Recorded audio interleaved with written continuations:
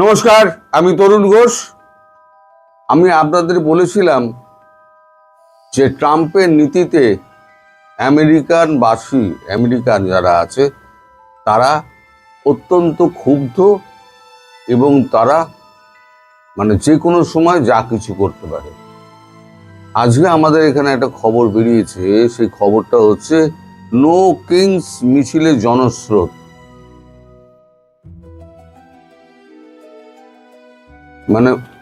মানুষ মনে করছে তিনি রাজার মতো ব্যবহার করছেন। ওয়াশিংটন থেকে শুরু করে New York, Los Angeles, Texas, Boston,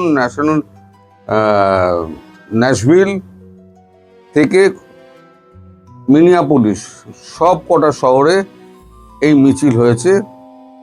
Minnesota প্রদেশের মিনিয়াপোলিস সহ বাকি সব বড় শহরগুলো ছিল এই আন্দোলনের মূল কেন্দ্রবিন্দু। তাদের দাবি অন্তত 90 লক্ষ মানুষ রাস্তায় বেরিয়েছিলেন। পুলিশ প্রশাসনের তরফে অবশ্যই এখনো সংখ্যা নিশ্চিত করা হয়নি।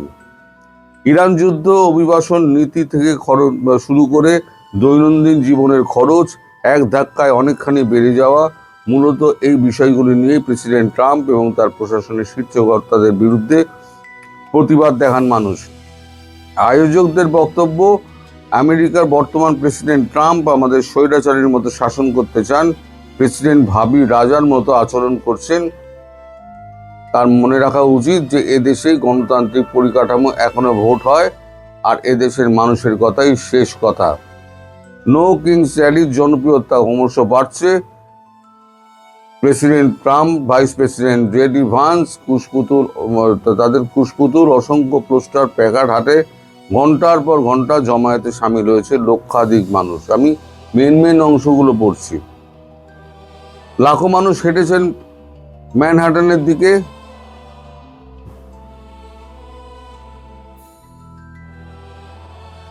ওয়াশিংটন ডিসি লিঙ্কন মেমোরিয়াল আর ন্যাশনাল মল ছিল ভিড়ে পরিপূর্ণ। বিক্ষোভকারীদের মুখে ছিল পুট ডাউন দ্য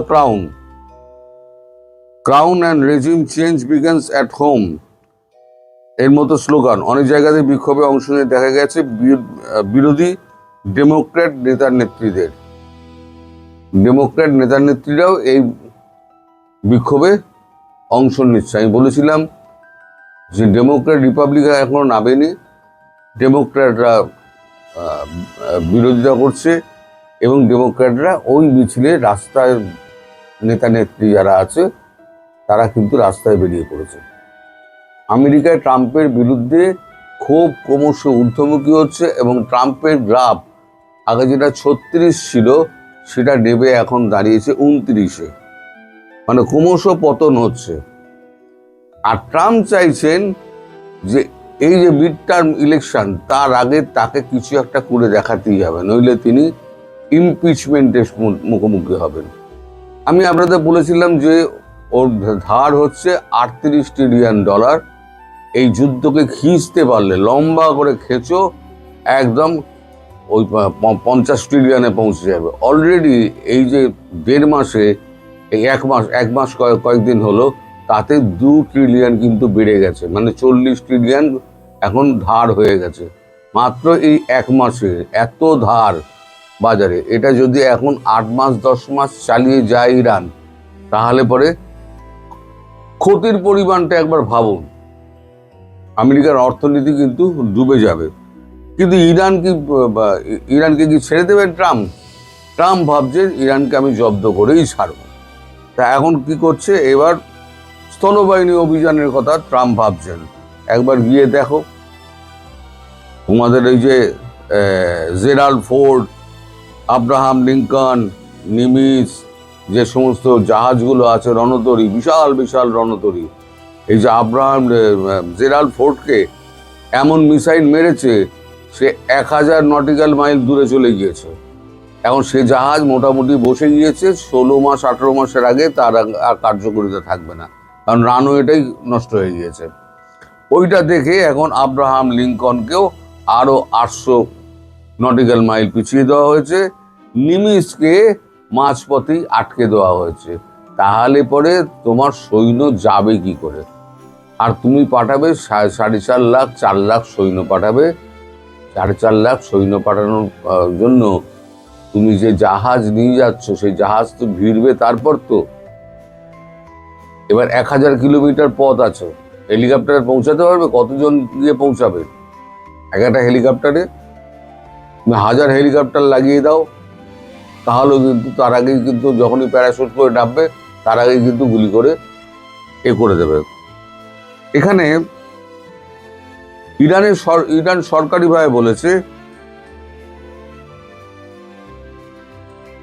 ইরানের সরকারি সংবাদ মাধ্যমে দেওয়া এক সাক্ষাৎকারে সে দেশে পার্লামেন্টের স্পিকার মোহাম্মদ বাঘের গালিফাব বলেছেন, শত্রুটা প্রকাশ্যে আলোচনার কথা বলছে আর লুকিয়ে লুকিয়ে আক্রমণের পরিকল্পনা করছে। ওরা জানে না আমাদের সেনা ওদের জন্যই অপেক্ষা করছে, এলি আক্রমণ চালাবে, তাদের আঞ্চলিক সহযোগীদেরও সাজা দেবে।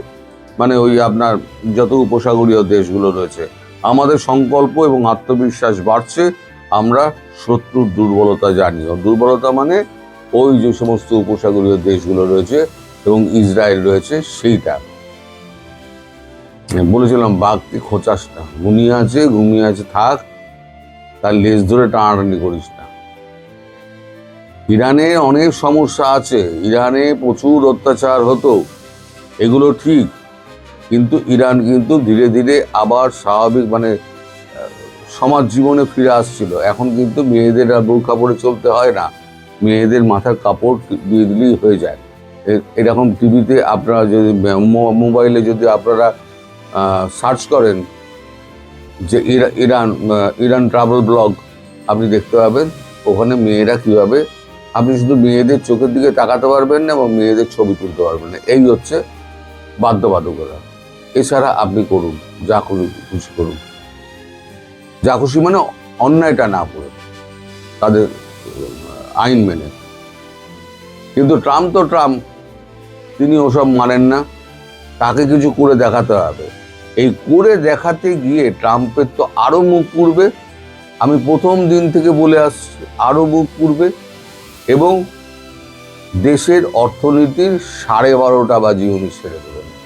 এই যে অর্থনীতি ডুববে না, ওই মিড টার্ম ইলেকশন আসা অবধি, মিড টার্ম ইলেকশন আস্তে আস্তে তো October November, mid term election আসা অবধি যদি 1 মাসে $2 বিলিয়ন যদি তার হয়, ধার বেড়ে যায়, তাহলে 8 মাসে সেটা কোথায় গিয়ে পৌঁছবে?